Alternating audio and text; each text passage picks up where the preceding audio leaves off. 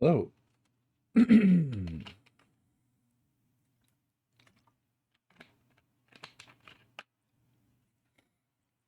Oh, whoops. Yep. Spoilers everywhere.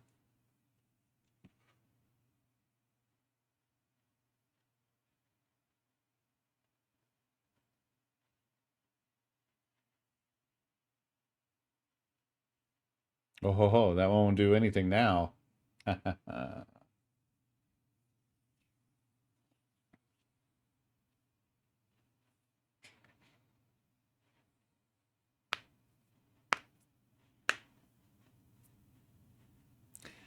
don't know what I was thinking. I lost my mind, I guess. I'm going to rebrand myself as Crabstar.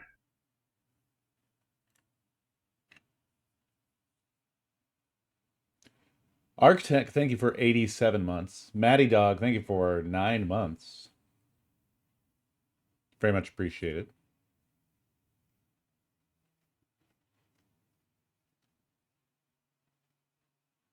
I don't know what's going on with the alerts. I'm a little worried going into ScreamADay because Craig had said he didn't do anything. I haven't done anything. I have no idea why they're like that. There's nothing that should have done that.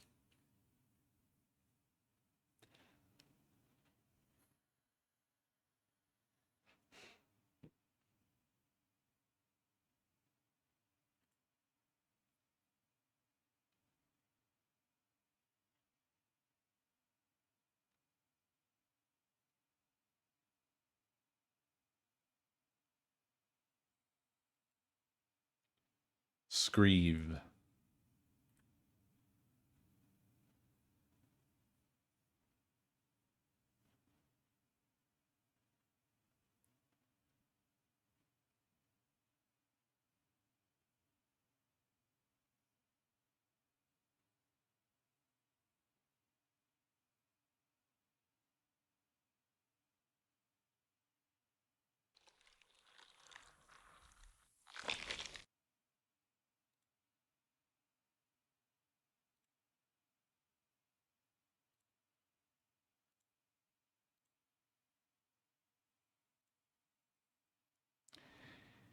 How are you? How you doing?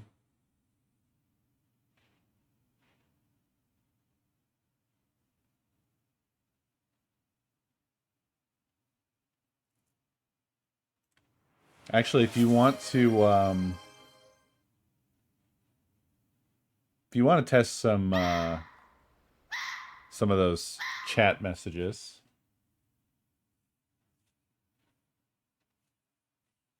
optional optimist, thank you for the biddies. Foxborn, thank you for those biddies.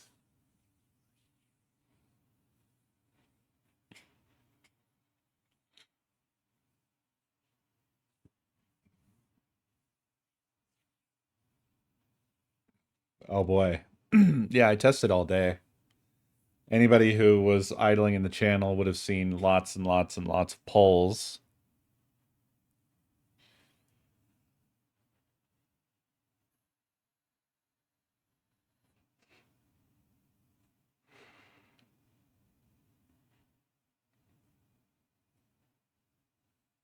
What? What? What? Jaden Chisel, thank you for 14 months.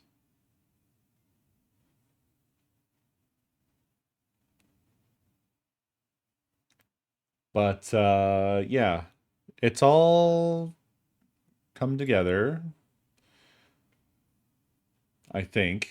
The reason that you got some spoilers there was because it dawned on me that I needed to move alerts to the top of the pile in my other scene there. And then I just didn't even think about the fact that you guys were just going to totally see me doing that.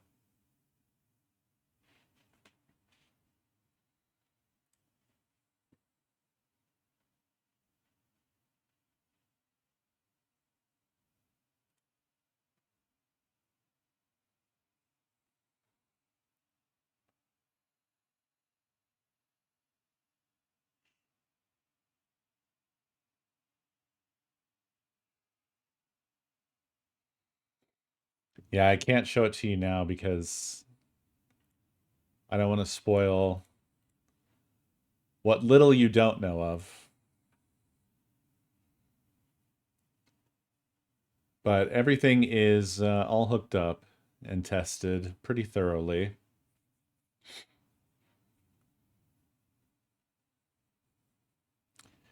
The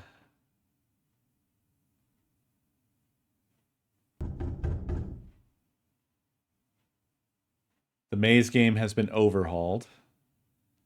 That was a huge pain.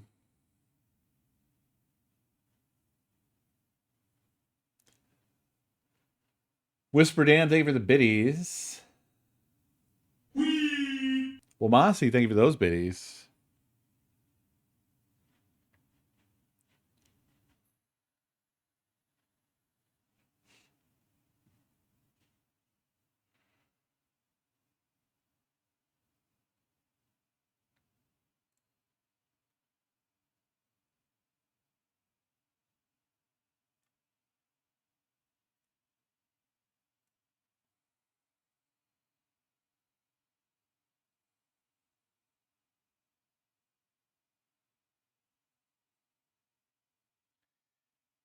It is essentially a different game than it was before.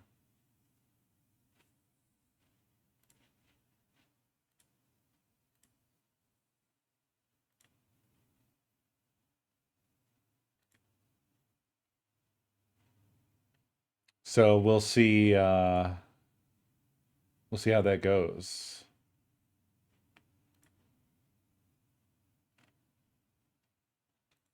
I wouldn't go so far as to call it Maze 2.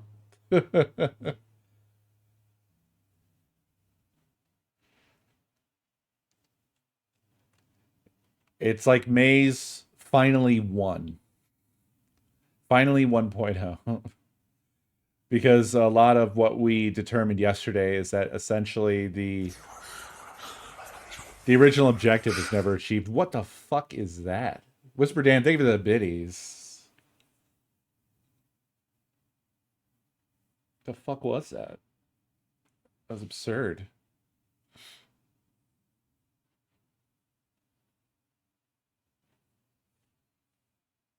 Oh, I am living the cream. Empress Black, thank you for 58 months.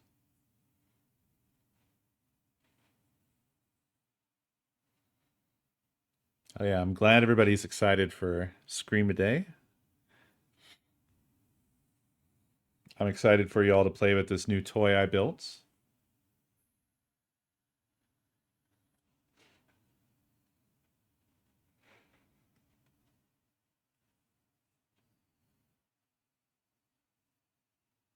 Hell yeah.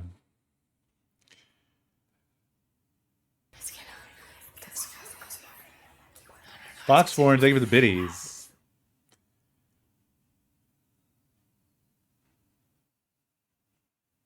Silent Hill F is first. That's what the F stands for. Silent Hill first.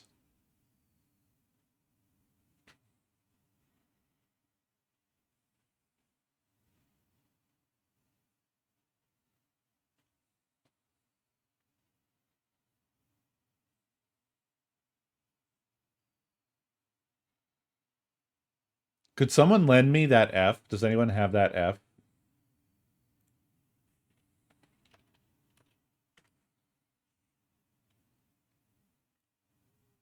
I need to borrow it so I can put it in the stream title. I am wet all over.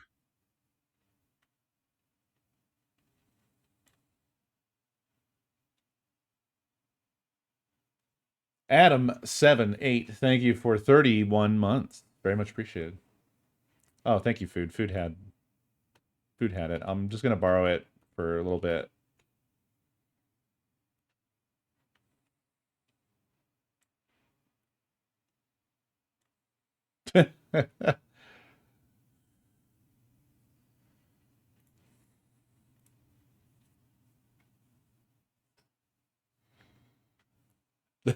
Yeah, exactly.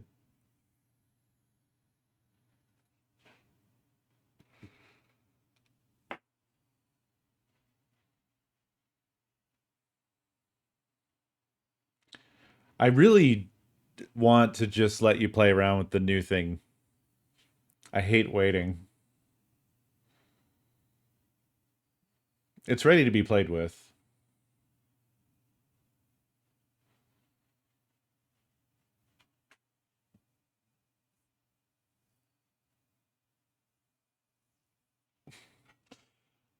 I can't. It's a spoiler.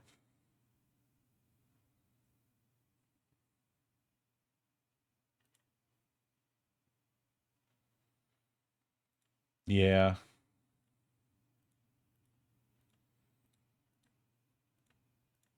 It's fun. It's obviously, this year I had to go lower. I had to go lo-fi, lower effort than previous years, but It looks like if you touched him, you would both enjoy it.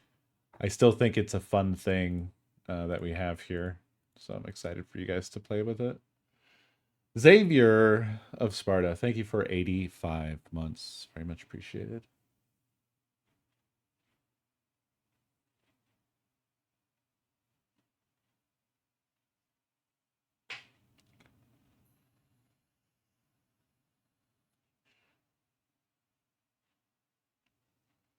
I guess it's a function symbol.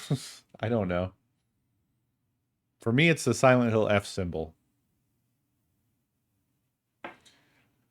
No, I know, but I take pride in presentation.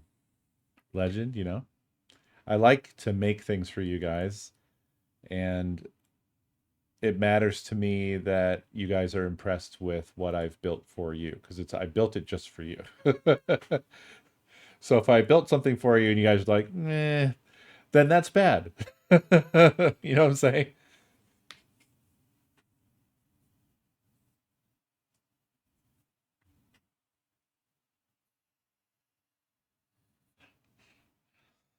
But really, I'm trying to set expectations.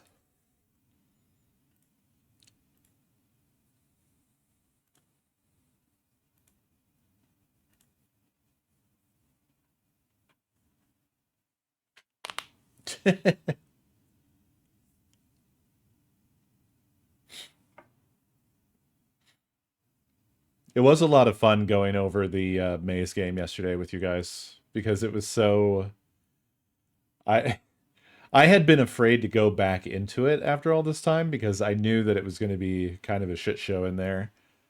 But it wasn't so bad that we couldn't go in and fix some stuff up.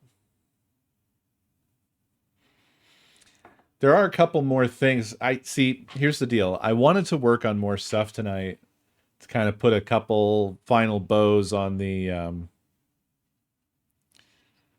on a few things, but I can't let you see anything at this point now.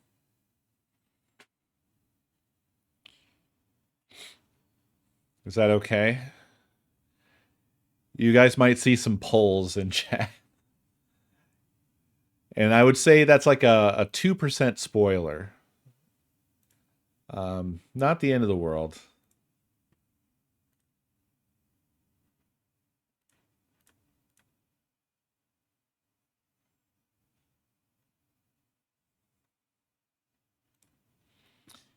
Because I did realize that I could do lots more with the maze.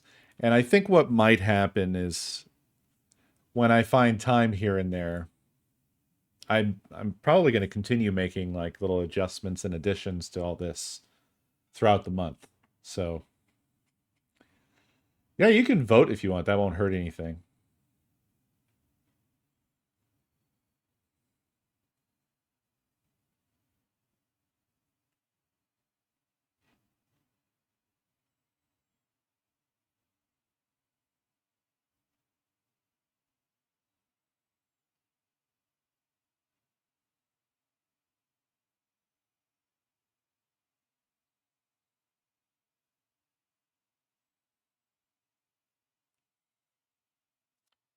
Yeah, this whole thing feels so much nicer now.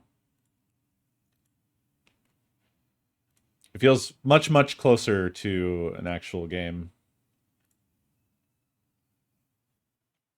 Busy, busy, bussy.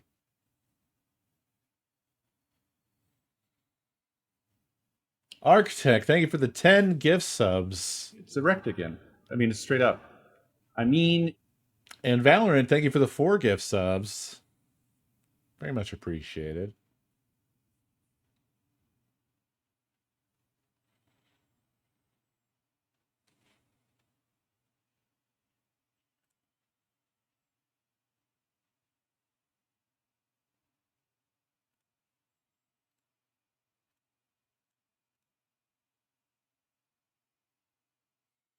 Yes, thank you. The whole ass video game, Valorant.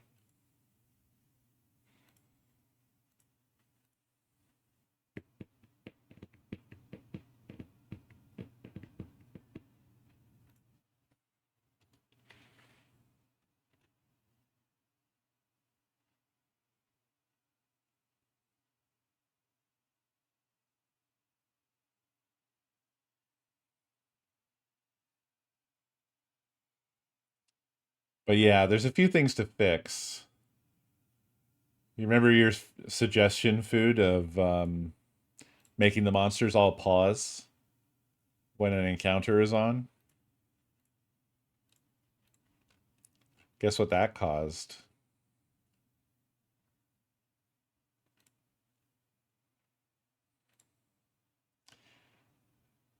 They never idle again after that. Yeah, yeah.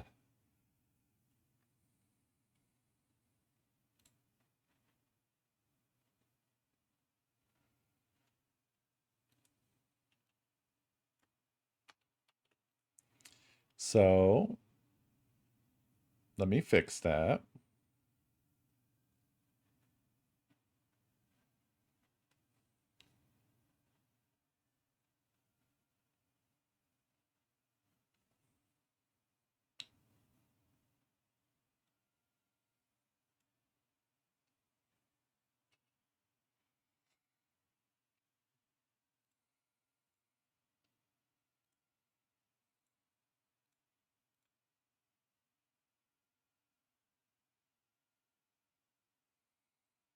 Let's see.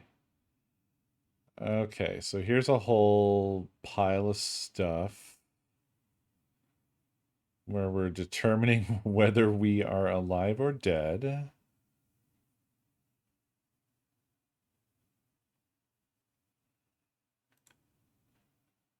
Boy, oh boy.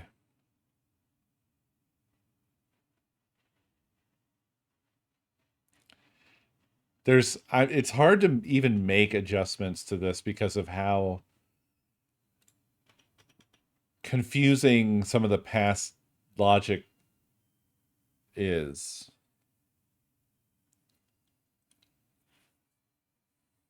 I would show you, but I can't. I to explain,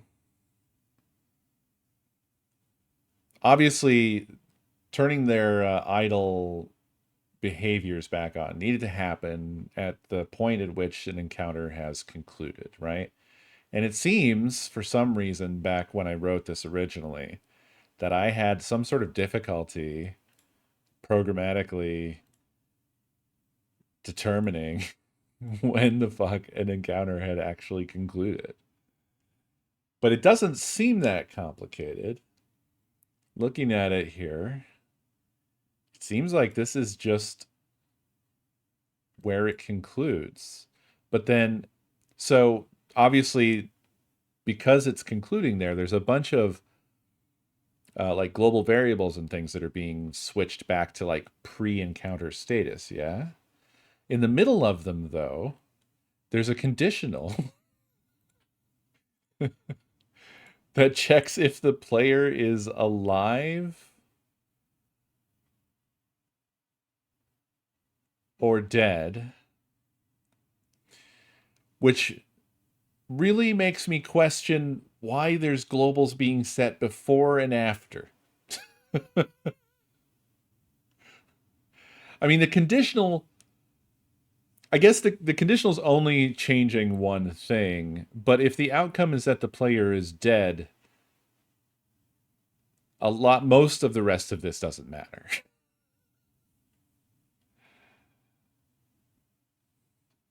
So I don't know.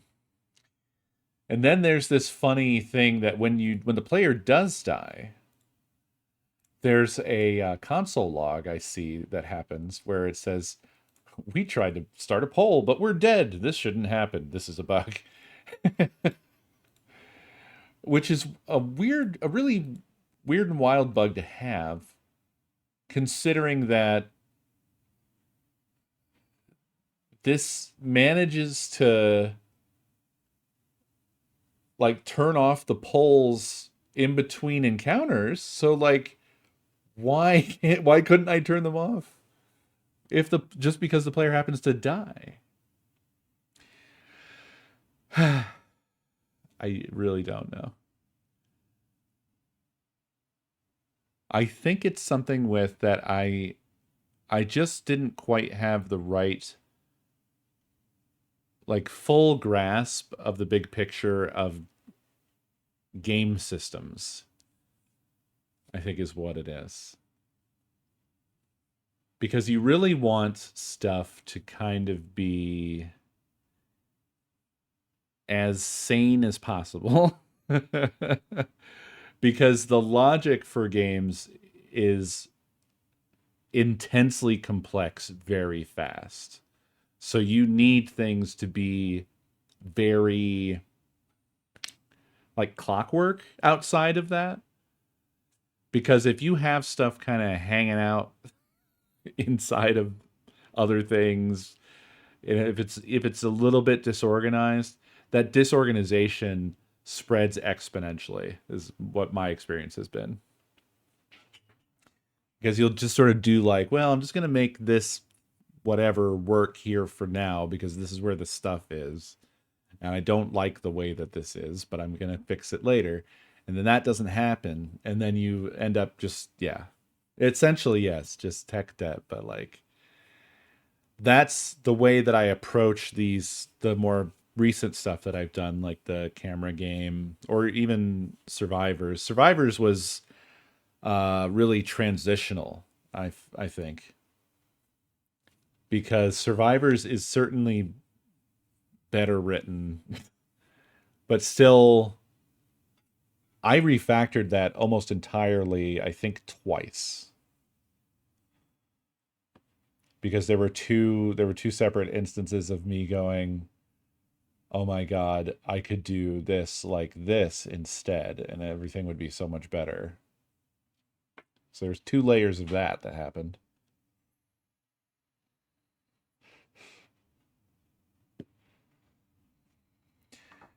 And then with the camera game and ScreamADay TV, both of those are very much more regimented, which I think is actually more a symptom of like um my day job just constantly, honing my approach to things day after day.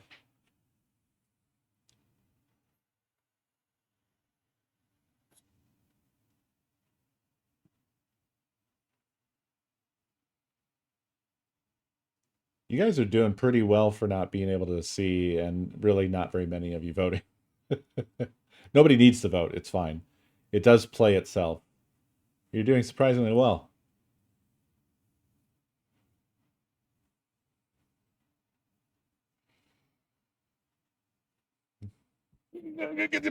Did I do it? Uh, we are jacking off over here. Thank you for the 5 gift subs. Valorant, thank you for the 1 gift sub. Appreciate it very, very much. Thank you so much. Yes, every alert is an adventure. Did I get you, Xavier? I don't I don't remember know why I thanking said you. those like that. I'm sorry I did that. That was upsetting even for me. Xavier, thank you for 85 months in case I missed you there. And Anonymous, thank you for the 10 Every gift day, subs. I get my ass absolutely whipped raw.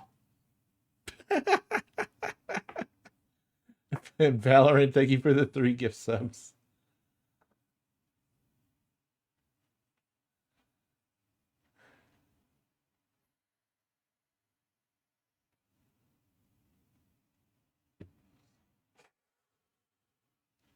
That was a an unusual one.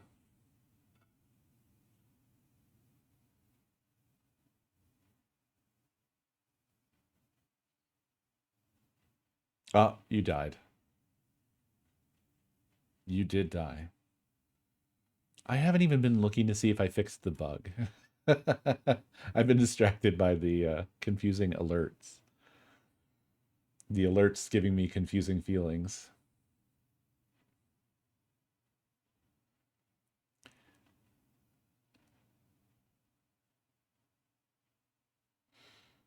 Well, it's all good. You're alive again.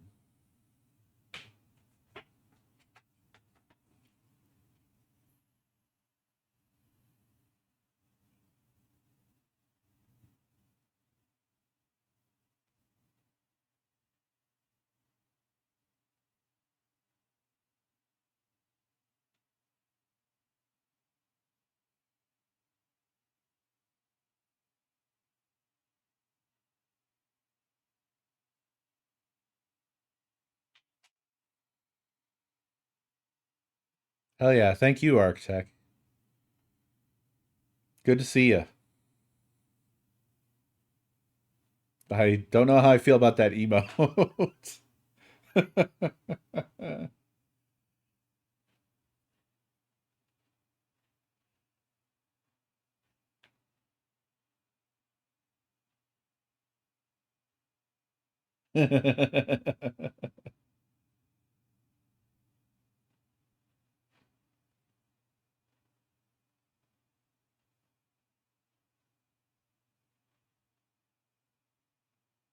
I don't want to imagine that. I'm not gonna imagine that.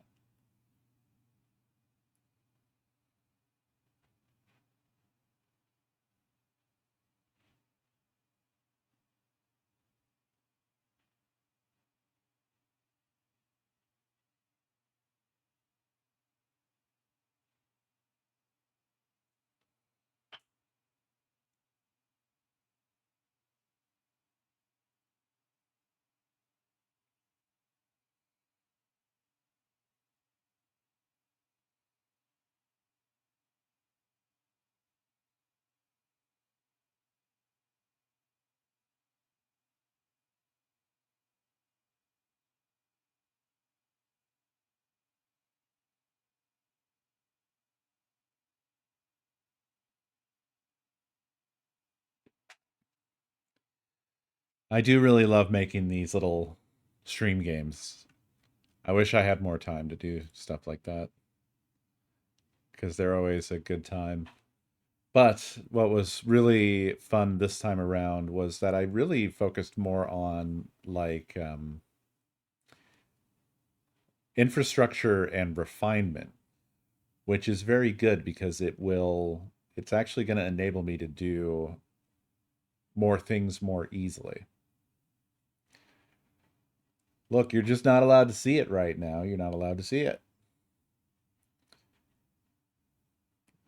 Hell yeah, Wallop. I brought it up just the other day. Um, I'm probably gonna revamp it as well, or at least sort of preserve it or bring it up to speed, fix the bugs, that sort of stuff.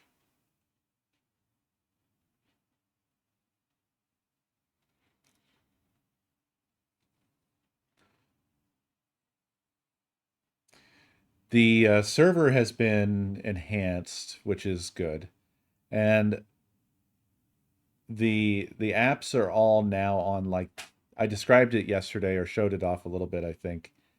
But basically, I have like this internal deployment platform thing now.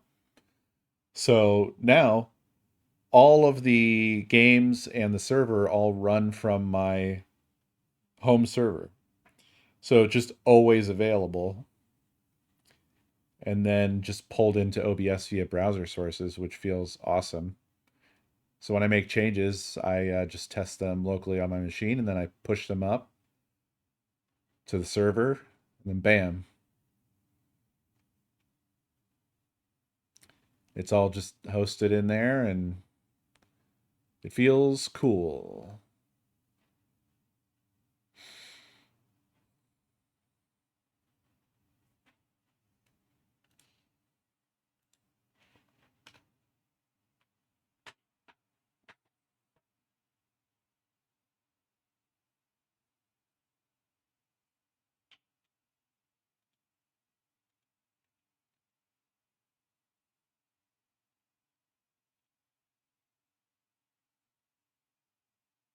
I'm trying to fix the idling bug, but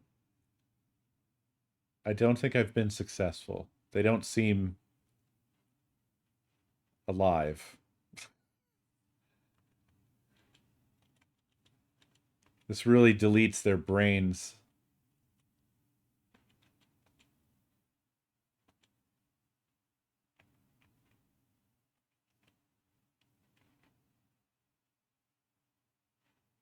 But why? This should be where that happens.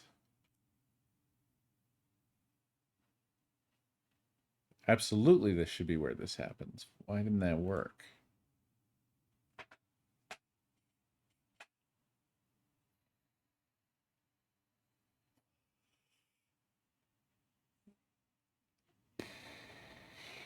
Oh, because I'm brain dead. That's why. I'm absolutely brain dead.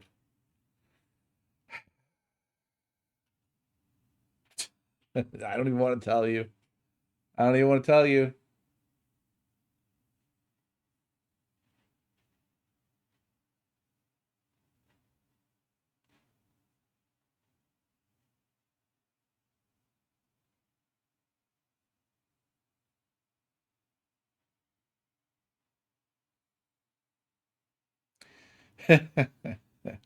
Yeah, kind of on that level of brain dead. I basically copied the line over and didn't change it. So it was still setting paused to true.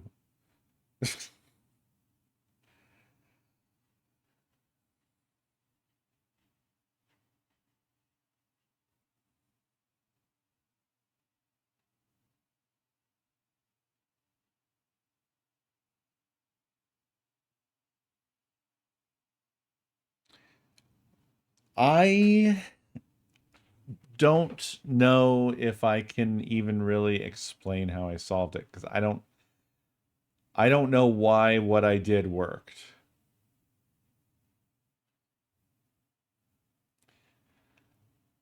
Essentially what occurred was that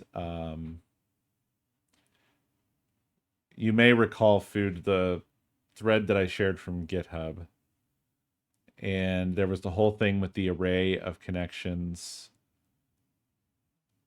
I did that, and all I did that made the broadcast start going out to all apps is I added a set interval. If you don't know what that is, it's basically just it sets an interval. It continually ticks based off of the amount of time that you give it in milliseconds.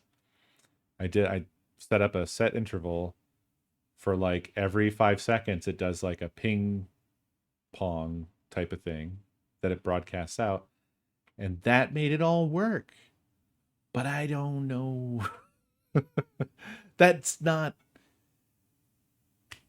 that's not explicitly changing anything that I can see. So I don't really get why. I don't think no. I don't think that the connection was timing out because it was I thought of that, but the apps were still getting other information. Like chat messages were still coming from Twitch chat, for instance, but it wasn't getting the other message that was going like app 1 server app 2.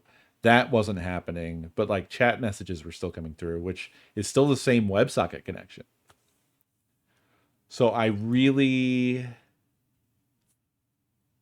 don't know. I just don't know.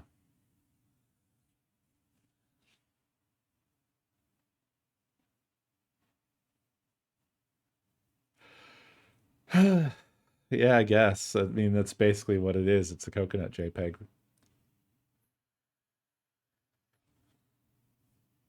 No, there's only 30 days in September. Kit, there's only 30 days. Are you okay?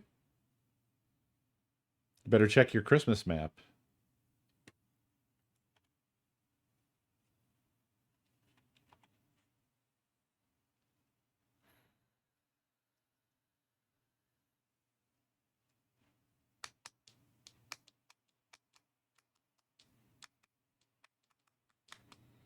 We don't have a set schedule. yet, Ellis, but what we do have is that we'll be starting with Silent Hill F, yes. Okay, so now the idle events aren't happening, even though I fixed my brain dead mistake. So, why? Oh, wait a minute.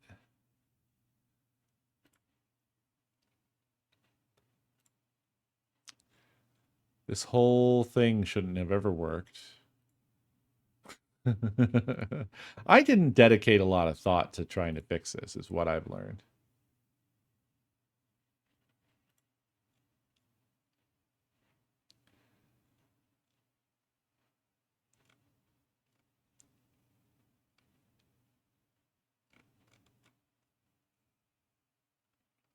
Let's see here.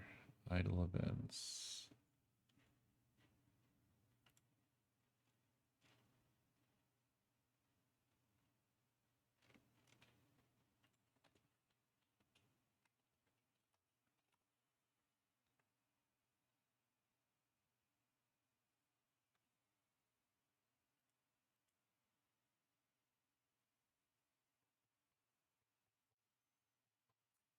Aha.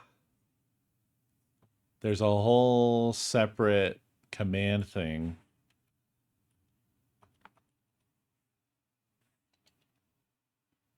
Or a separate function that I should be using. And it's never been used.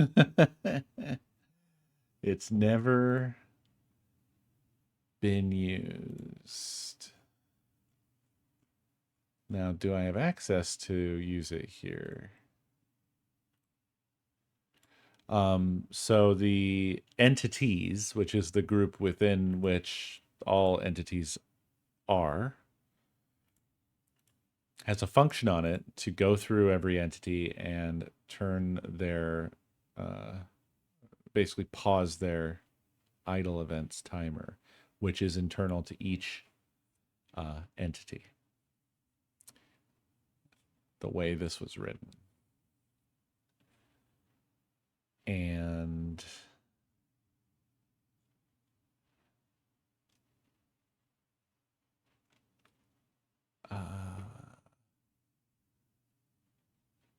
what I was doing was I was telling this entity to pause, and that's it. It just this entity. So that's not, correct.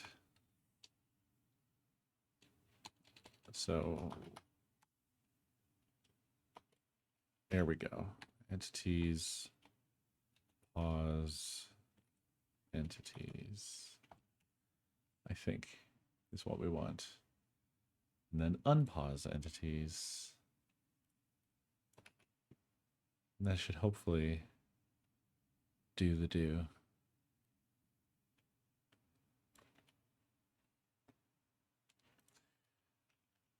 So yeah, I bamboozled myself. Maybe this will work now.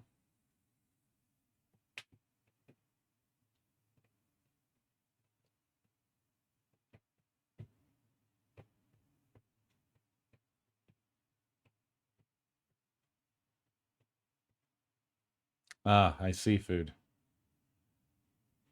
Interesting. I guess there must be some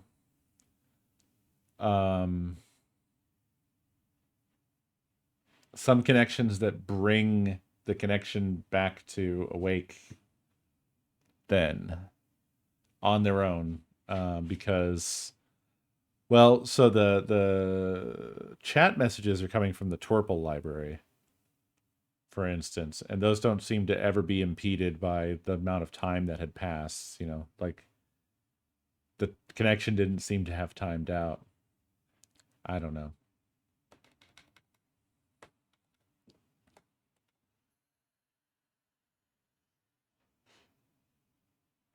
Oh. Well, that'll happen.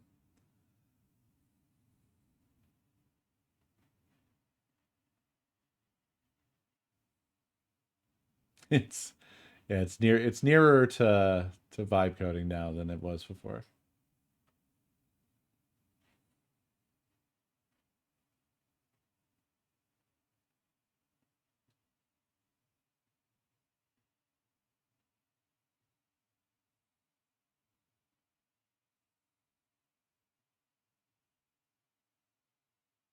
Okay, so hopefully this works this time.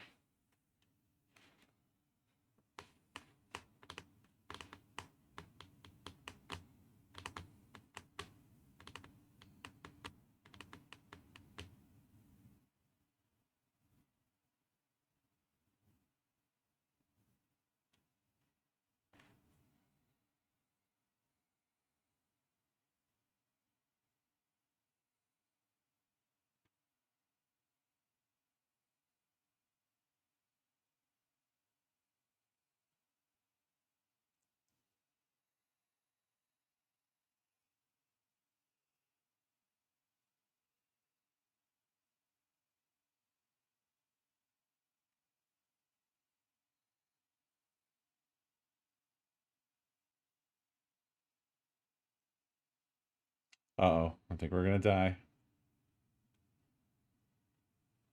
Maybe not. You're making all the right moves, Legend. Keep making them.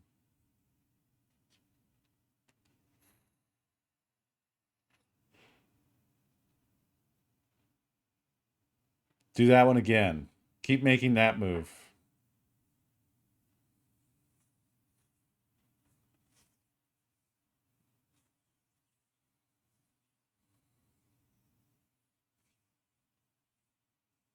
Uh-oh. Other people are making moves. Well, now it's really up in the air.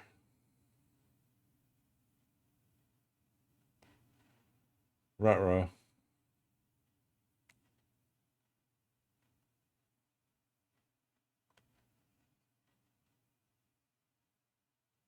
It worked out.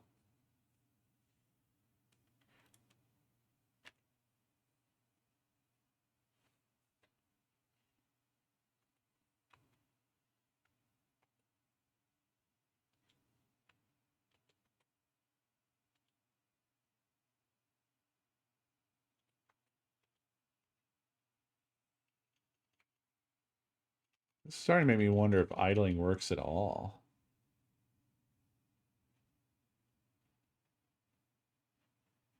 That really should have fixed it. I might be getting into where the code is so shit that some things are just like indecipherable. Yeah, that really didn't do the trick. But they do idle to start with, so something else must be affected by encounters. It's some other, there must be some other variable that gets unset or something stupid.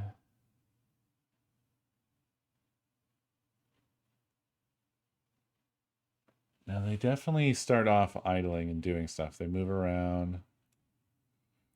I'm gonna have to basically trace it from its beginnings. So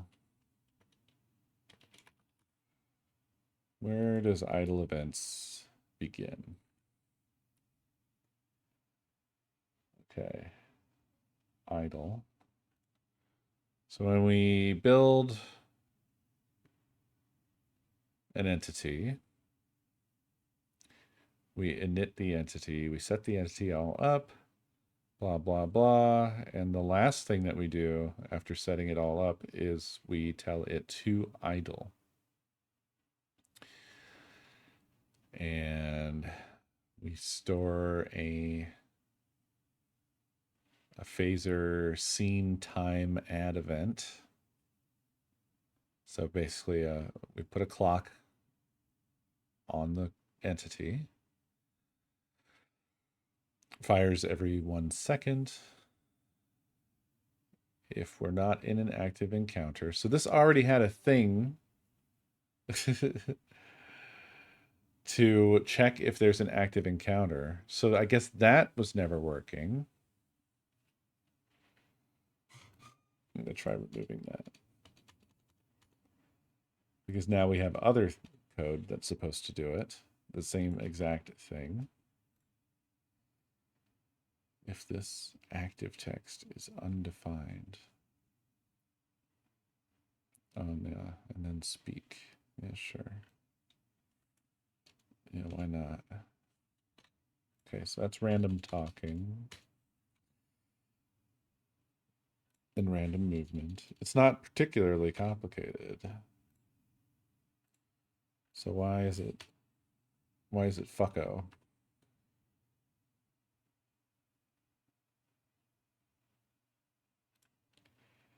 No, I wasn't doing like a toggle, so it's not a situation like that. No. No, I didn't want it to go into an encounter. Okay.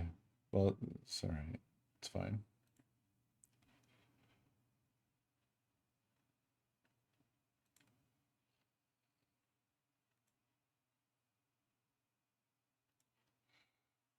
Okay. I did an additional tweak to make all the entities haul ass. I turned that timer up. I also realized why there is the possibility of like skipping an encounter. And it's because the way I wrote this was such that entities cannot actually trigger encounters themselves. If they walk into you, that doesn't count. So that was intentional. Only you can initiate an encounter. Okay, so they're hauling ass all over the place. So that's good. This just makes it very obvious that idle is functional. I'm going to trigger an encounter. Everybody stops. So that's the new command that was totally unused. The new function is doing that, which is great.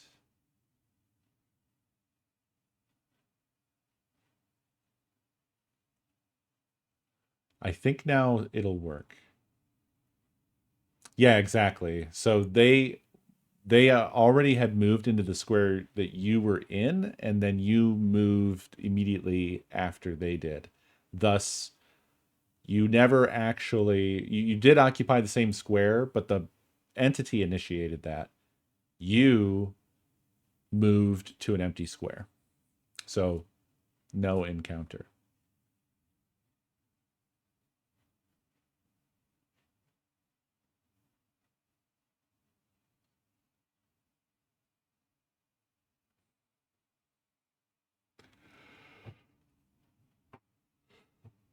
Okay.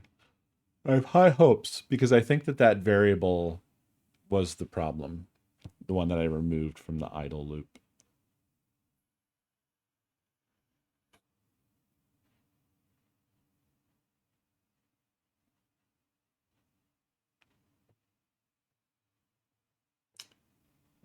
They're not using a shared clock.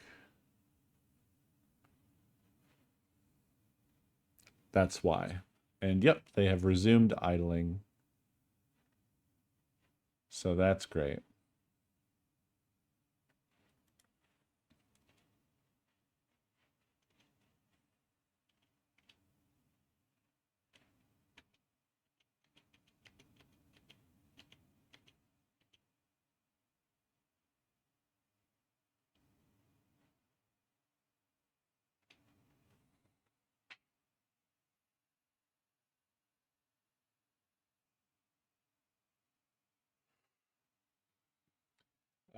So Survivors is much more based off of the main game clock. But with Phaser, you don't have to write a game more traditionally. You can just use its built-ins, which do behind the scenes use the sort of global update clock. But it does mean that there's a certain sort of impreciseness to everything. And I believe that's all there is to that. It's just that it so happens that there can occasionally be a thing where the monster's idle tick will just happen before the player's movement tick. Just coincidentally. So it doesn't have as rigid as like of a sort of tick tick tick that you would expect if everything was more built around the game update loop. Survivors is much more like that.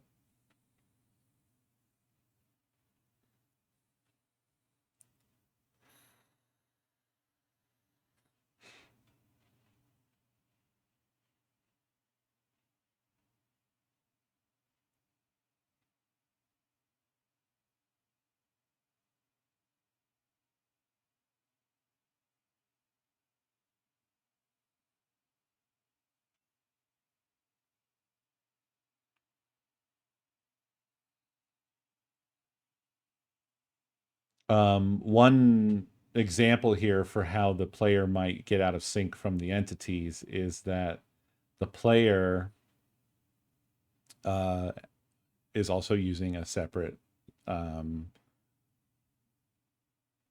clock built in, and that clock gets paused when you go to an encounter. So there might be some arbitrary amount of lost time between when the entities clocks get restarted and the player's clock gets restarted. So we kind of have like a clocks within clocks type situation.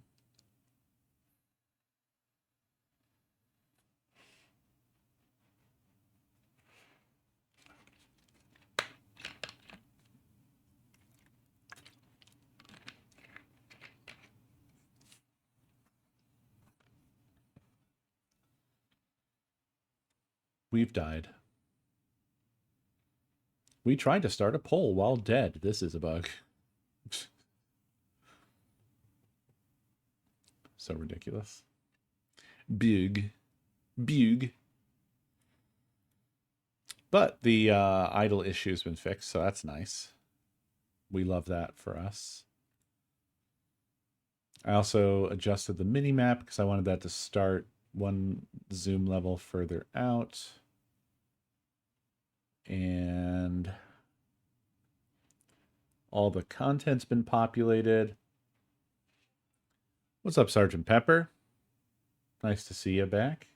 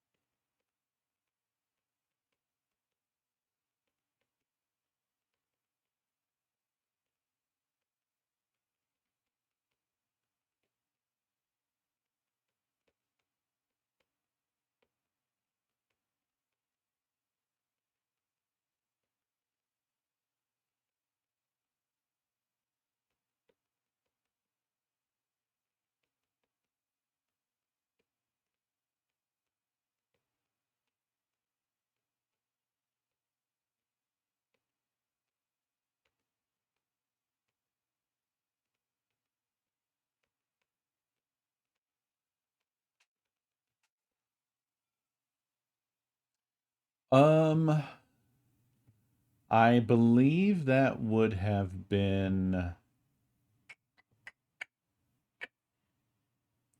like 5, maybe.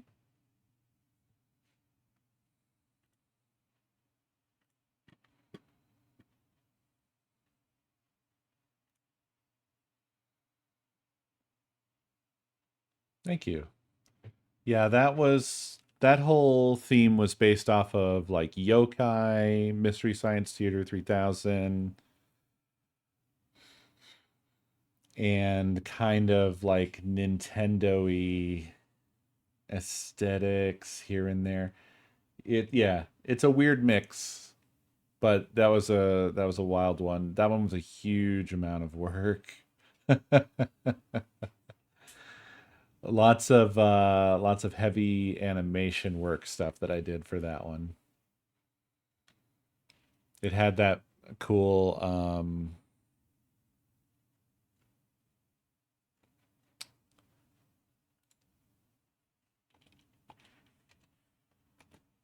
transition. I really liked the transition from that year. The curtains were cool. I think that's the only time that I made. That was Bug Clock. That was a huge pain in the ass too. Holy shit. Uh, um, yeah, that was the one where the numbers were formed by a I'm bunch not of gonna crawling fucking lick maggots. the butthole.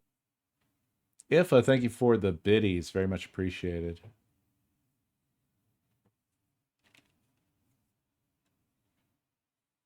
And I honestly don't totally remember how I did it. I think I pre-recorded the animation. So that wasn't like real time, but it was made to look like it was real time.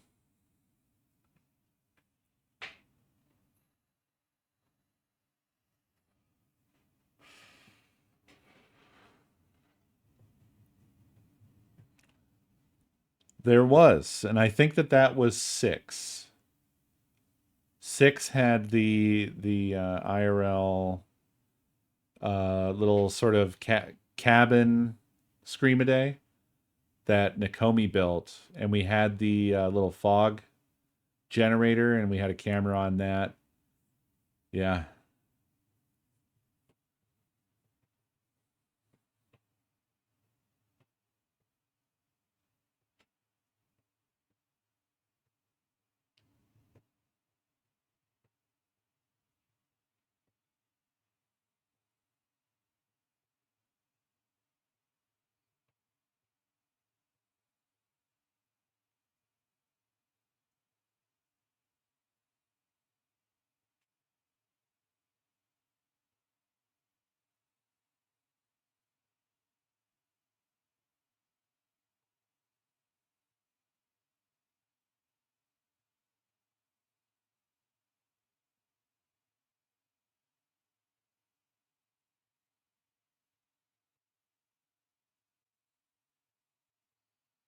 Nakomi always wants to do a diorama type setup, and I always object a bit because I feel like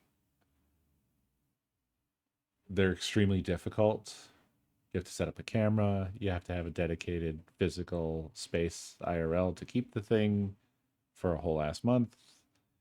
Like if you're trying to do it in a cool live sort of way as opposed to just like a one-time recording, right? So that's a whole thing.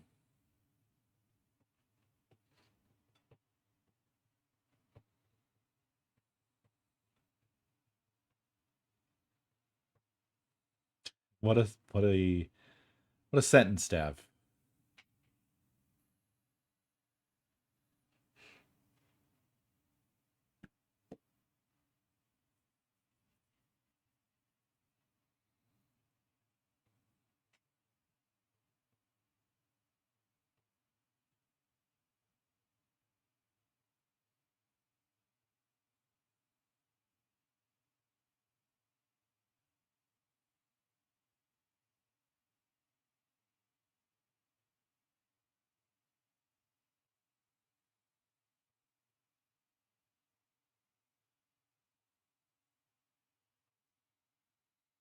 Yeah, I think we're in business here. I'm gonna commit these changes and push them up to the server.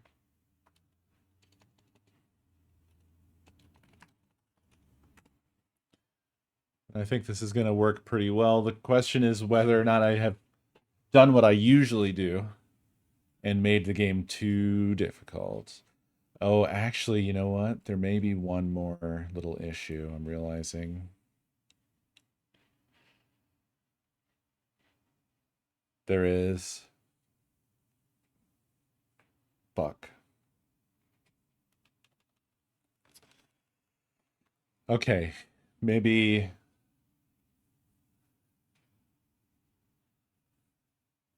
I need. Hmm.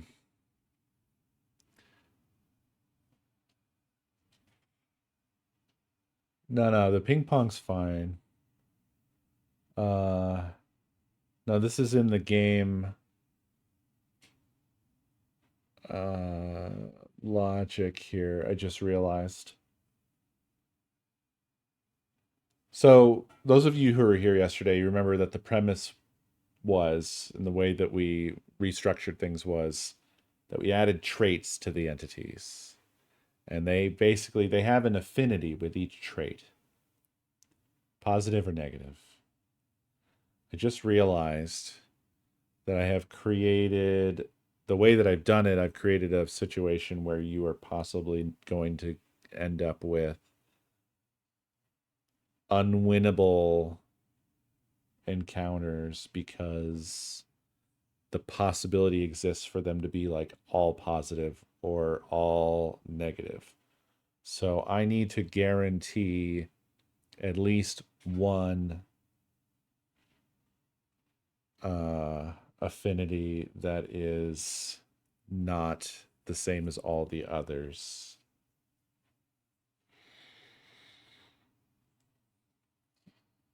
No, it's just unwinnable. There isn't such a thing as unlosable. Because if it's all positive or it's all negative, those are both lose situations. You can't win them.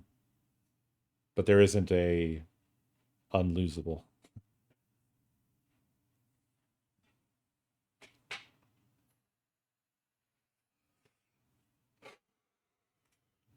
So to do that, so basically what I'm currently doing to generate their traits is I just did a random selection directly on each trait. But instead I need to pre-calculate this. No. Food, I think you're forgetting the rest of the way the game works. If it's all positive, you're going to go to entirely one end of your HP bar and die. The upper end. If it's all negative, you go to the bottom end of your HP bar and die. The game, staying alive as the player in this game is about maintaining balance. Go through the traits one by one, shuffled, and add together positive +1 and negative -1. And the closer it gets to 4, the more likely it picks the other one. No, there's a better way here. I just need like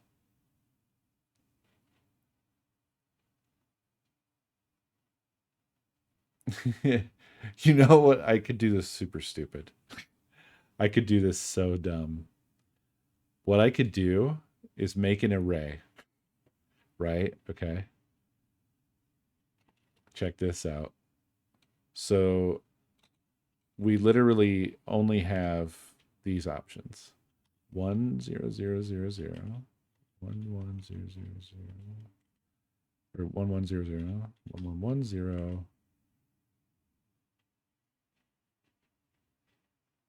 And that's it. We only have 3 options. Right? Now I can randomly select from those 3. Then I can split the digits into an array, shuffle the array, and assign them to the to the traits. Does that make sense?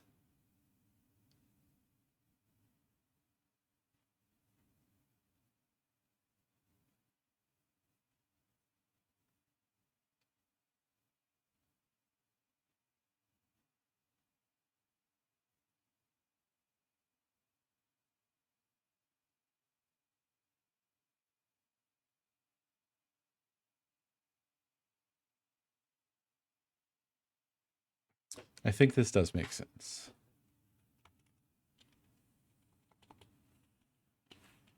And in fact, I can just make those arrays as well. I don't need to split them. These arrays come pre-split.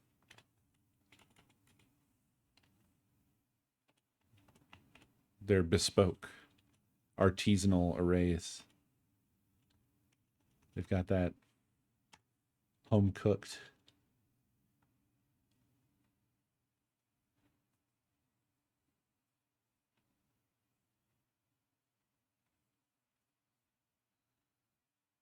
Howdy, Dave. How you doing tonight?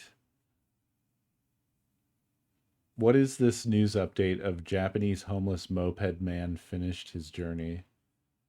I don't think I'm familiar with Japanese homeless moped man. Oh, he's one of your YouTube guys.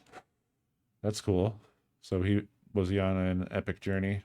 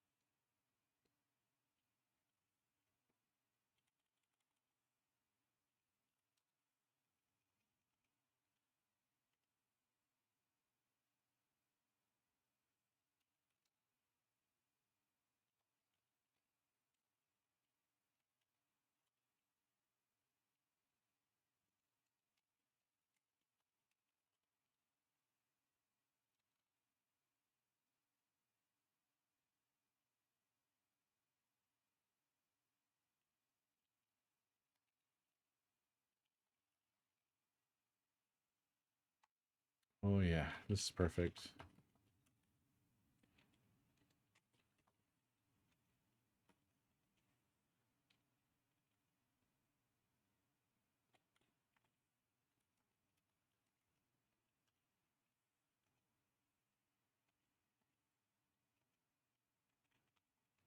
Yeah, this was such a surprisingly easy solve.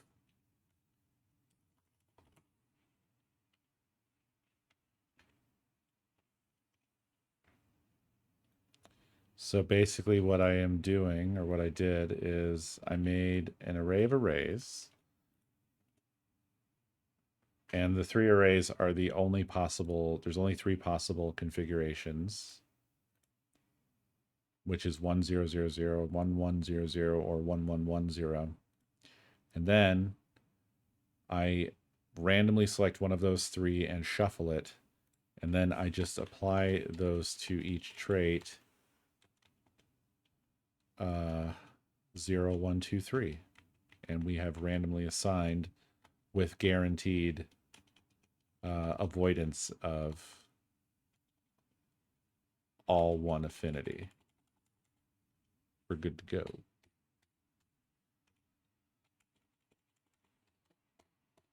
Easy peasy.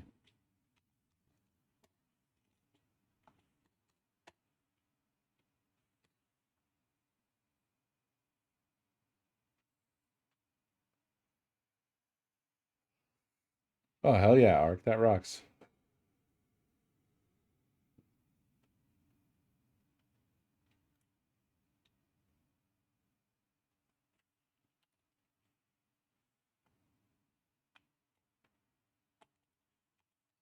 Oh, right. Yeah. I do have to make sure that I need to bring back the conditionals.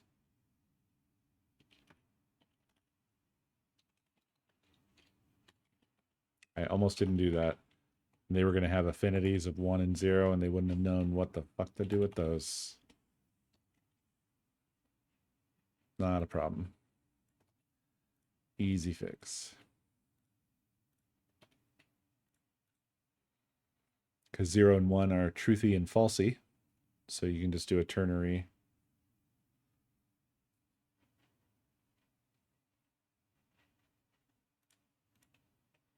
And that should work. Let's see.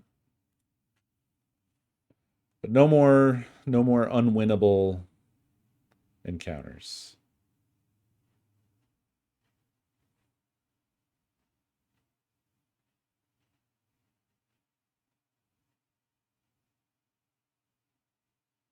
They should now all be a solvable puzzle.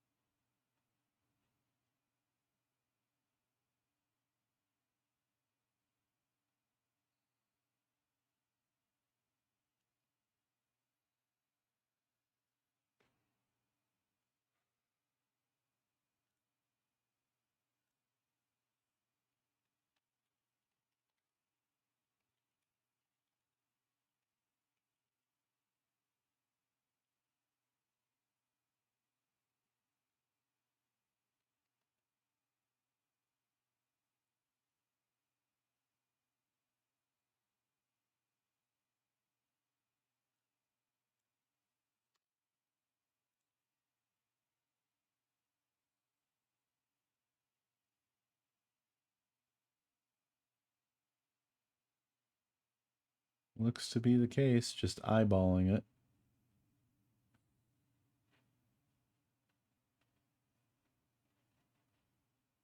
Yep.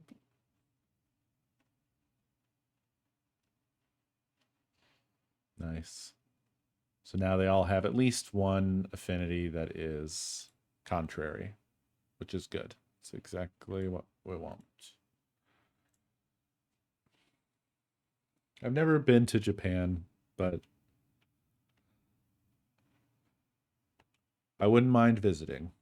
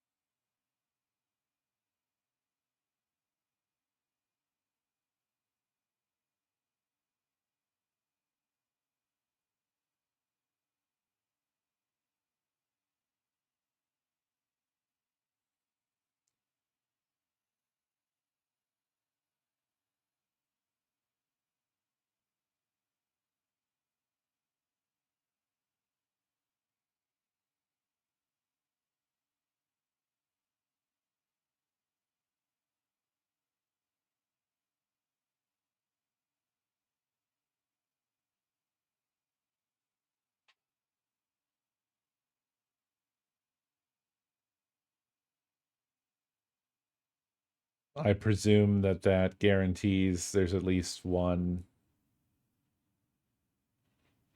that isn't the same. I'm trying to read it and understand how it's doing that.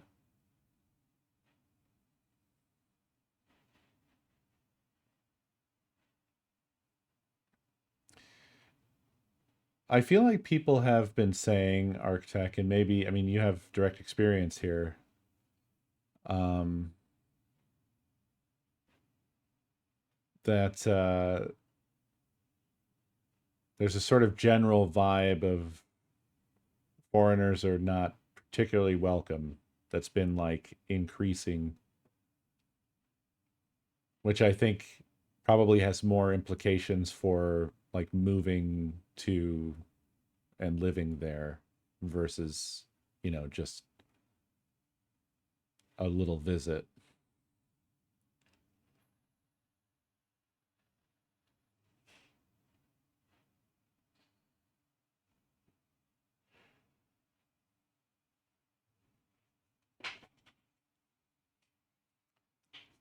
But I don't know if that's just people talking shit.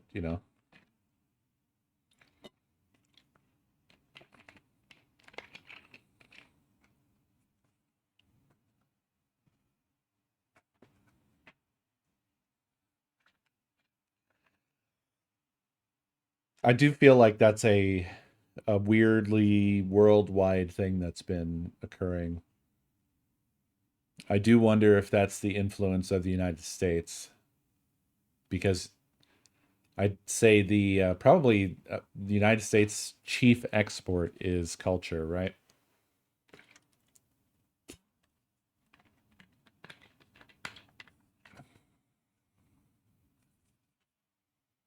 And our culture has been ass, absolutely ass.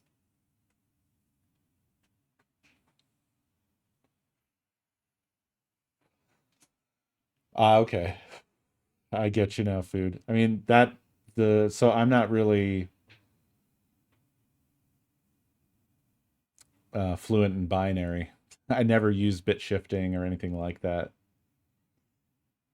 So I did it in a more brute force kind of way. I did it in my dumb way that I do,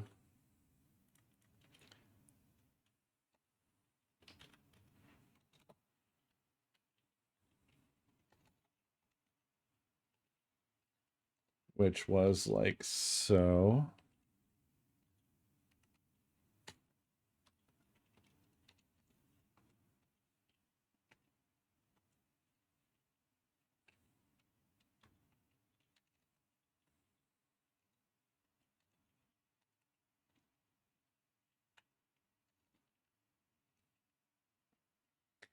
Something I have really learned of late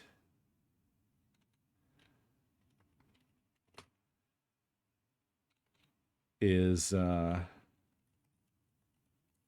that I rely on like peripheral vision in a sort of sneaky subconscious way for typing in a way that I didn't realize until recently.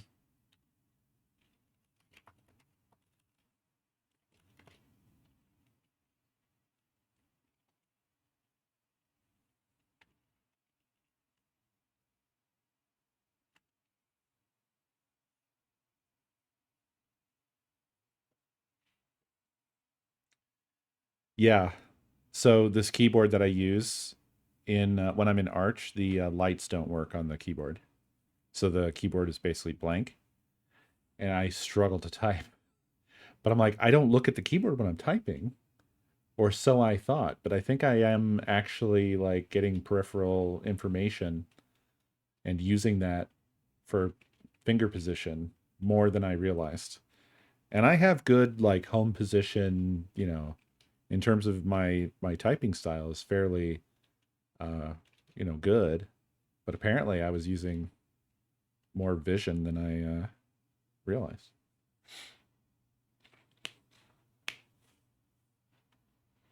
Oh, I do the quote unquote proper home, so ASDF HJKL.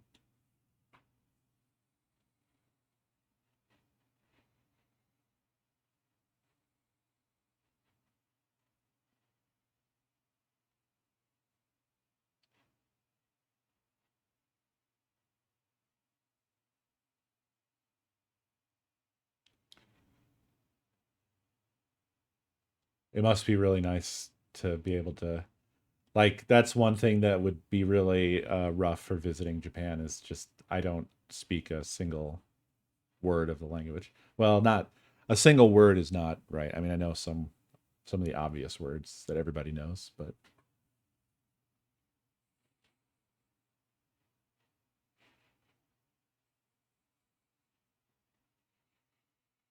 oh, okay. Fair enough, architect. It's always it's hard to tell, It's hard to tell from like what's vibes and what's real, what's just like people's biases about places or what's the actual scoop. So I figured that would be an interesting question to ask you with your experience.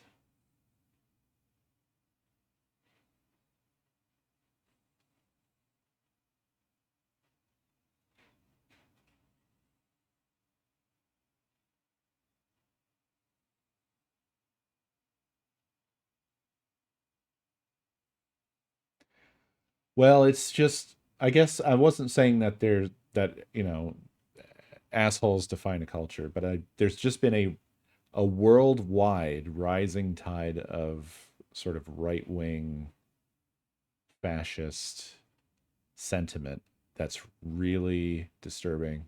It's disturbing that it appears to be a worldwide phenomenon.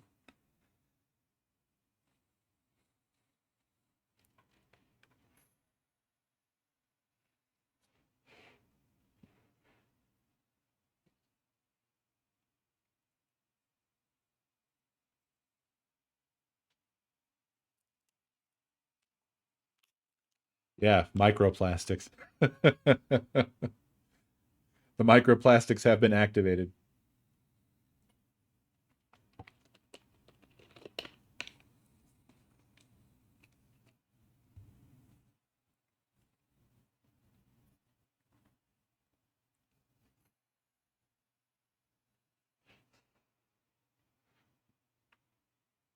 Gotcha, food.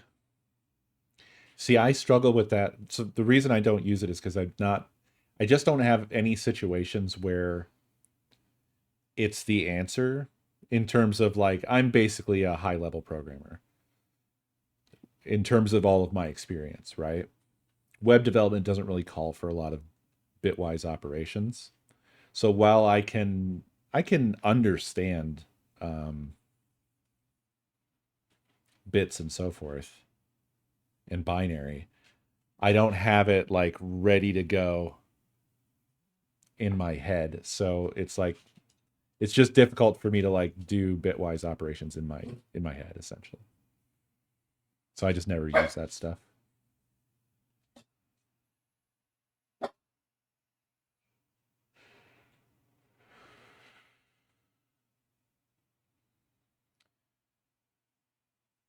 That was my understanding as well, Dave. I mean, that's many governments now.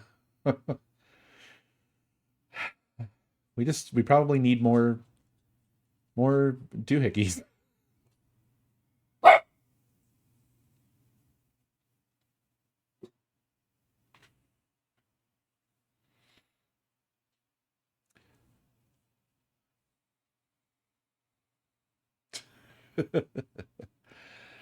There's a certain sort of dumb that's seems to have become quite prevalent.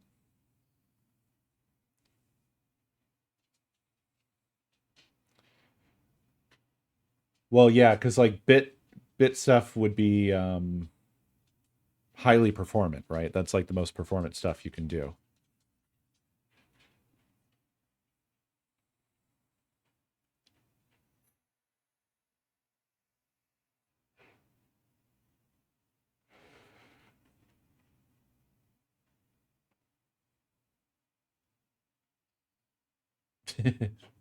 They're always doing their bits.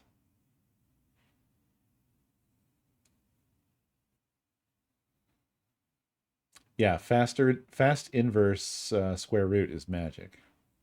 It does magic things. You can do it wrong and make it worse than higher level stuff. Source, I've done it wrong.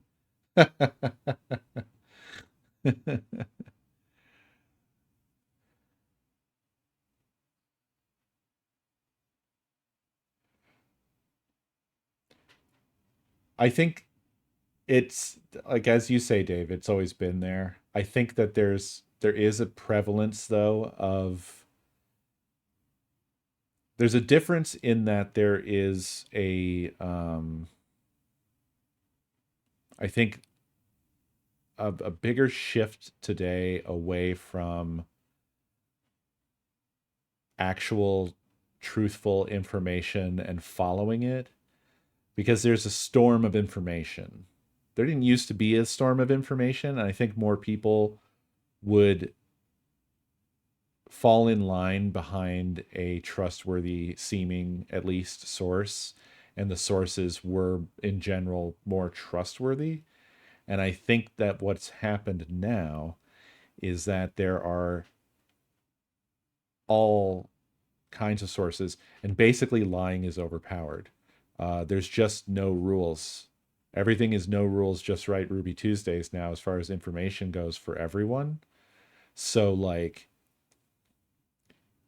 now that it's been recognized that you don't have to tell the truth ever, you don't have to follow the law ever, you don't have to really do anything social contract related ever because there's no real consequences for anything because all of it is just this sort of tenuous it's a handshake that we all do to not do what we're doing. And so since we have like kind of cast that away, there's really no societal glue, I guess, or anything. Like it's just it can go any old way, any old time, just based entirely off of the just whim of whoever has power, which I guess is not particularly different from the past, but it is dumber, I think, in some way. I'm not talking about a specific place anymore, Dave. Your last sentence there confused me. I'm just talking in general now. I wasn't talking about anywhere in particular.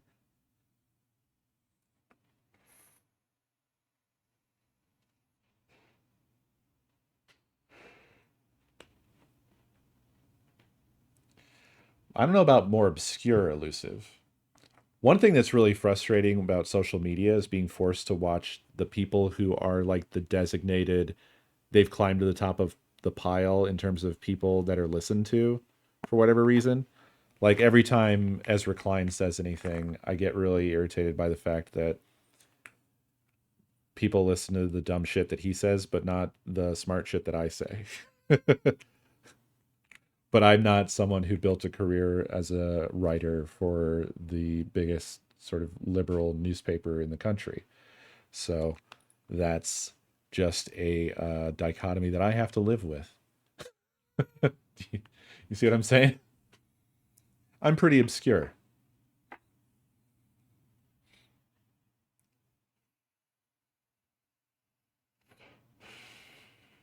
Oh my God, I can't read, elusive. I can't read. You did say obscene. I read it as obscure for some reason, and I just ran with that. I can't fucking read. And this is why I should remain obscure and no one should listen to me.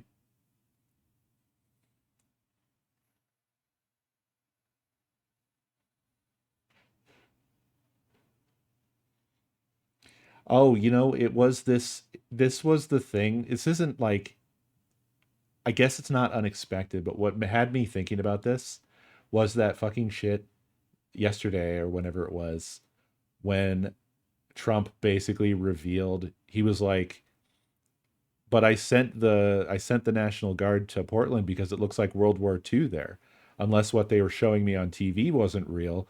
And so people looked at like what was Fox showing, and they were showing like ye old stuff. Like they keep Fox does this thing where they keep showing clips from like around BLM and when there was more unrest going on and stuff.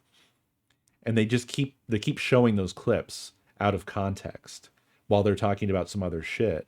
And literally Trump is as stupid as I guess we all think he is, and he just watches Fox News and he doesn't understand what they're showing. He doesn't even understand. So he sends the National Guard to Portland because he thinks what he's seeing is happening like a child would, you know?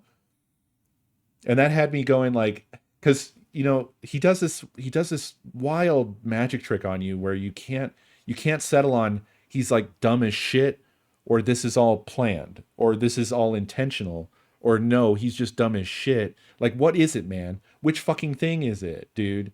You're so fucking crazy. Yeah, exactly, Dave. It's basically exactly that. Like that's the true. You can understand everything if that's the position that you take is basically that it's just whatever the last thing is that he saw or heard or was told. I think in general people agree that the actual person running everything right now is Stephen Miller, which is not good news. That's worse news.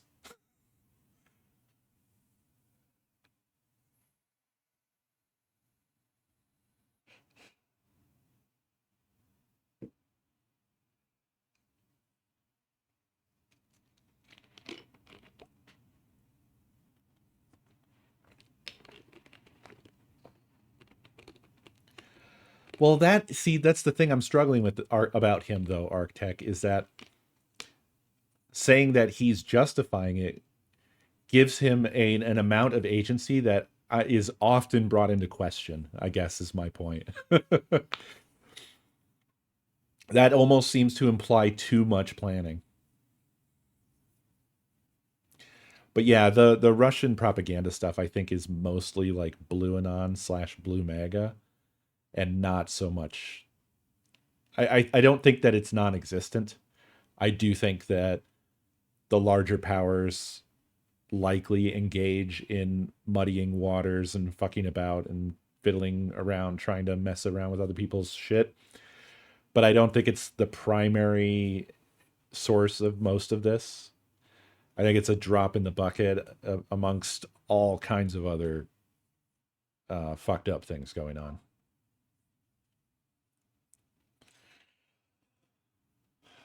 And I get really fucking tired of, like, if you ever venture into a thread on Reddit, there's just the fucking Democrats on Reddit are mind-numbingly fucking.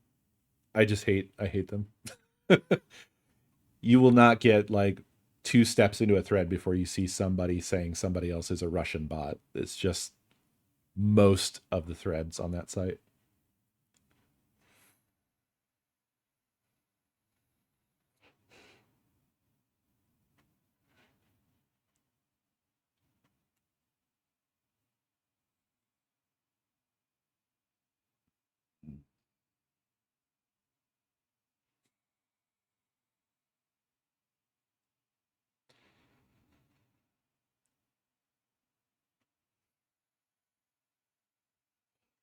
At any rate, that whole thing that transpired with him saying that he just saw Portland on TV and it looked like World War II. It was just one of those weird things where it was like surprising and not surprising all at the same time in a sort of weird brain breaking way.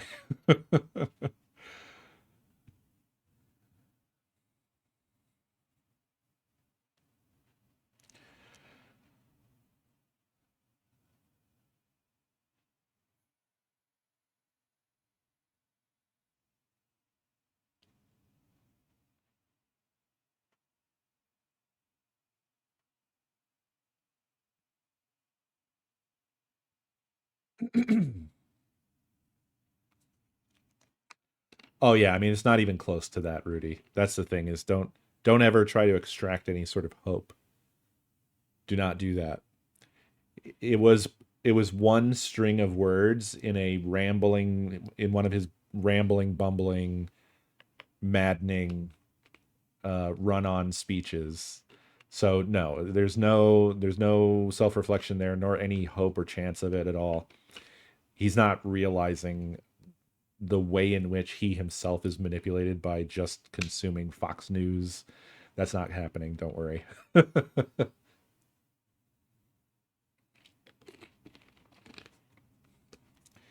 Not at all, Arctech. I mean, all we have is community.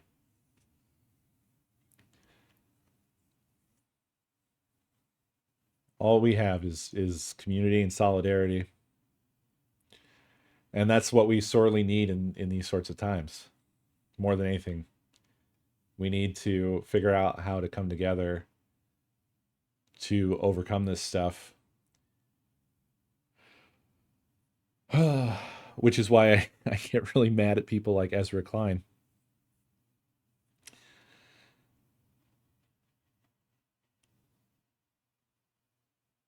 And to give you like the short version of why, just an example. If you don't know who that is, he's basically like the liberal whisperer. He's kind of like King Liberal in the United States. And his big cool ideas of late have been, hey, we should run pro-life Democrats in red states. We should run anti-trans Democrats in red states. And his rationale for that idea was that when Obama got elected, he was anti-gay marriage. And he got elected big. But like that analysis is so stupid that I hate even talking about it. It makes me want to cut my own head off.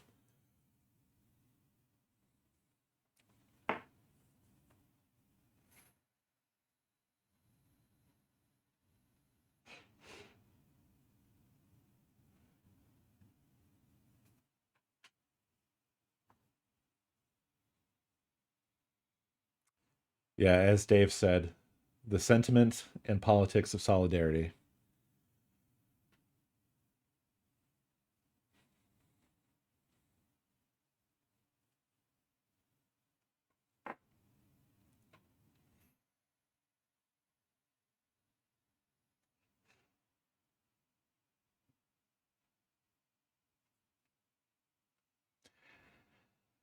Yeah, I mean, basically, at the end of the day, what it is that they are swallowing the Republican narrative that woke was somehow a problem, but it wasn't. The reason that people have um, gone very strongly anti-trans is because Republicans would never ever shut up about it. Republicans pulled that issue out of thin air. They made people hate trans people, and that's because, as much as I people don't want to admit this, most of our politics are actually dictated from the top. Whatever the party does is going to influence the people. It's in our heads, the idealistic view of it is that the people, that the politicians are beholden to the people, the constituents, right? That they have to answer to the constituents. But in actuality, it's the parties have this megaphone and they blast people with bullshit, and they move people this way or that way. And the hatred against trans people right now is a great example of it. It is wholly fabricated by hello Hideo Kojima official. It's totally fabricated by the Republicans.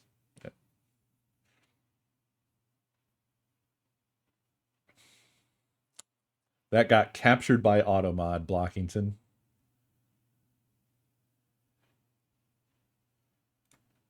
I'm uncapturing it.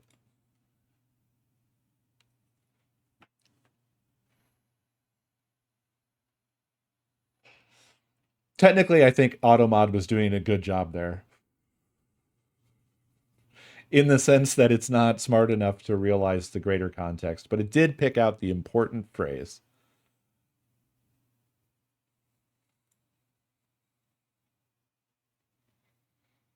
People just did not even give a shit about the existence of trans people for the most part, as far as the mainstream of the United States, until the Republicans completely fabricated that hatred. Like they stoked it and built it from nothing. Because trans people are less than 1% of the population of the country. So why is this national stage, national platform deciding elections type of stuff? Not to mention the totally fucking fabricated bullshit about the surgeries and the forcing kids to be trans and da da da da da da, this stuff that just does not happen. They are the canary essentially in the coal mine of like that. This is the minority that the fascist party has chosen to be the scapegoat, along with, of course, immigrants in a much larger scale. It's all very first they came for.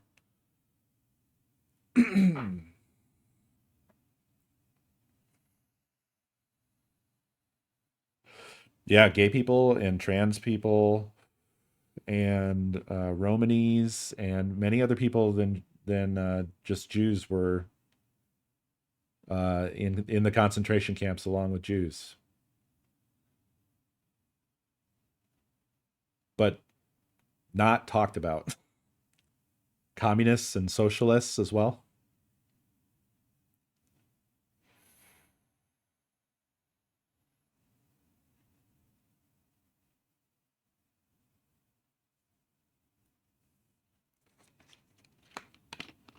All minorities are targeted by fascists as a way of basically tricking dumb people. I heard a good phrase today, actually.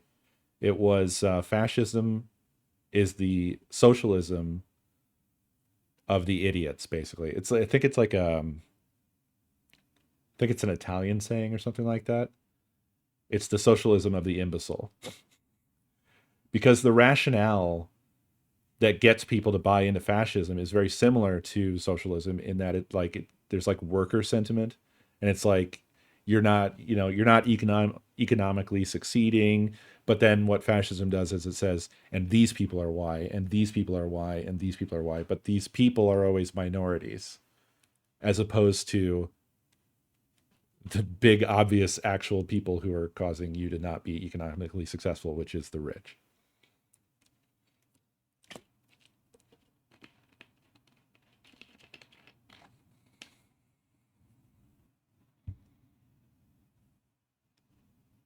And meanwhile, the people who have been tricked into buying it, their lives don't get better.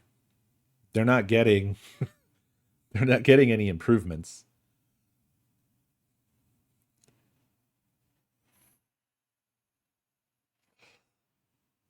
Oh god, the fucking litter boxes thing, which was essentially, I mean, it was just a bullshit TikTok that was believed by Joe Rogan, who then broadcast it to everyone. Because Joe Rogan is a fucking moron.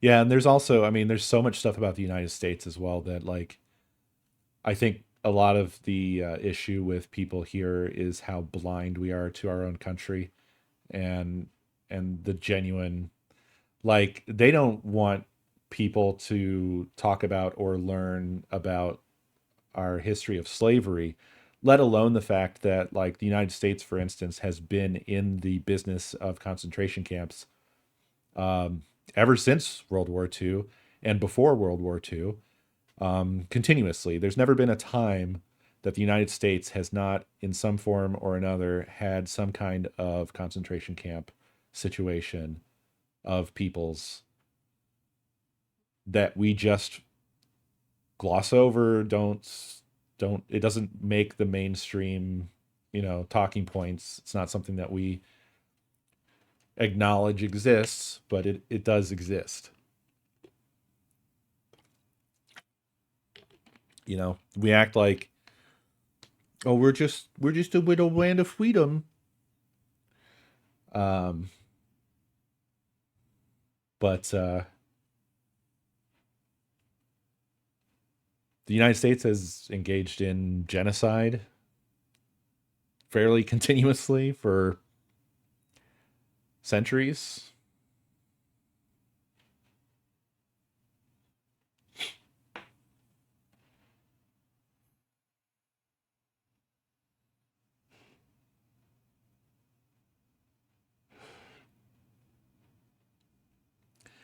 The United States, I mean, the United States is not even the heroes of World War II. Russia,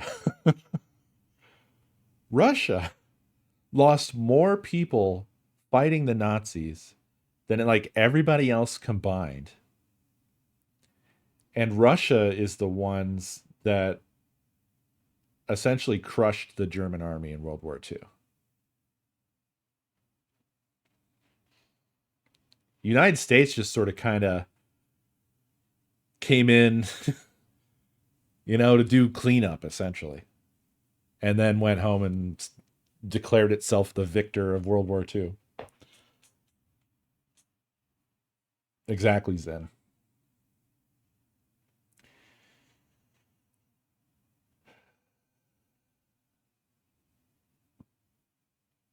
We're just not taught this stuff. You have to go and seek it out as an adult yourself. You have to have the curiosity to read and learn. And you also have to, I guess, not have whatever brainworms drive you away from absorbing and understanding this kind of information too. Because I think a lot of people, like the people now today who want to ban teaching about our history of slavery from schools, who have some bias or agenda or whatever it is, most likely Christian nationalist fascism, uh, that they are driven away from such information.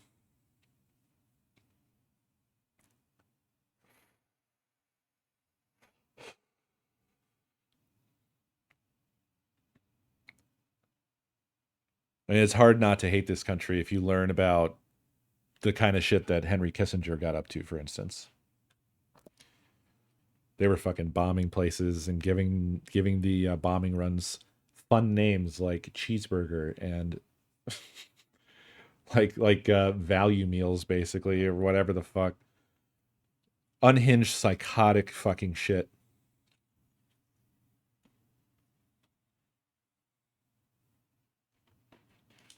But just genocide, just casual genocide.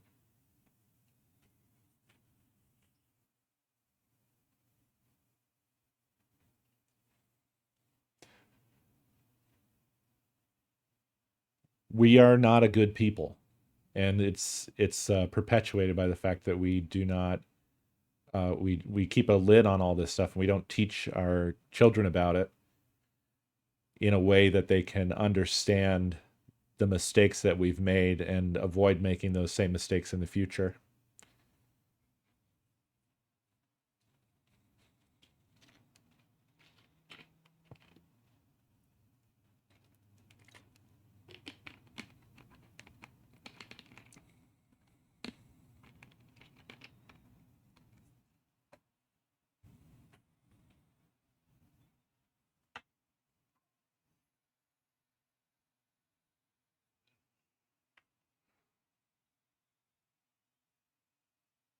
Oh well. Focus on what little we can do. Solidarity is the thing to look to. The politics of solidarity. Look to the DSA. Look to local efforts you can participate in. I think a whole shitload of us are kind of like sitting around waiting for a leader, waiting for someone to step up who's not a fucking dumb or corrupt piece of shit. But I don't think that that's going to happen. I think that we have to just figure out what we can do around ourselves with our neighbors and make the best of that.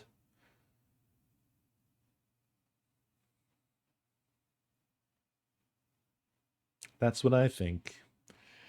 Anyway, we really went down into the pit. I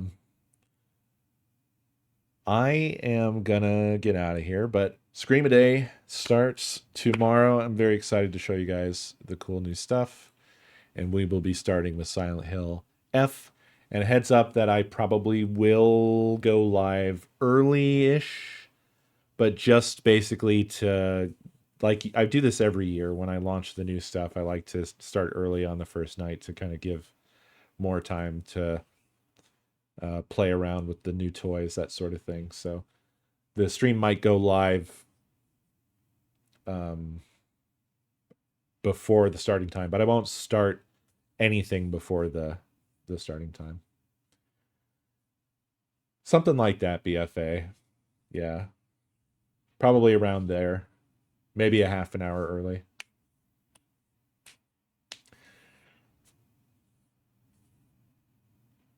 Yep. Appreciate y'all. Thank you for hanging out. It was good chatting with you. I hope you have a good night, and I will see you tomorrow.